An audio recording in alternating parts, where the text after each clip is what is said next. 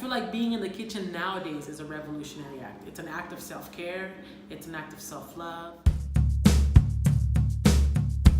It's an act of like promoting community, because we detach so much from our homes and our kitchen because we're trying to do so much stuff everywhere else, you know, with technology, with fast food.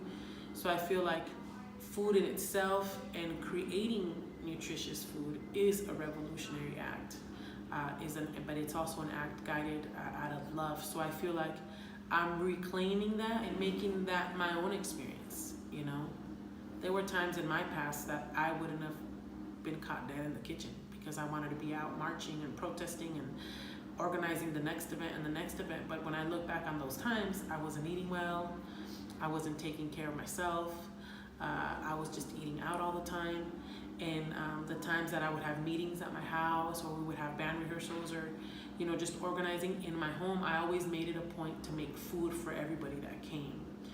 And I noticed that it made everybody smile, and it made everybody feel good, and it made me feel good to cook for others. And I've come to see myself as a food therapist. You know, I'm behind the scenes. People don't know who's coming to my house, who's picking up food, but the reality is that the people that are coming are people that are doing a lot of work in the community, you know, educators, teachers, activists, and also just people that just want to be better to themselves. I want to take care of themselves. And so in these connections and these dialogues, you know, I really focus on giving others love and joy, nurturing, not just with food, but with energy, you know. And so sometimes my clients come and they come and vent, you know, and they come to my home, or I go out to meet them and just create a safe space for them to just be, no judgment, but knowing that the food I'm creating is also full of love and good vibes, but also having them know that like they can come to me and it can be a safe space.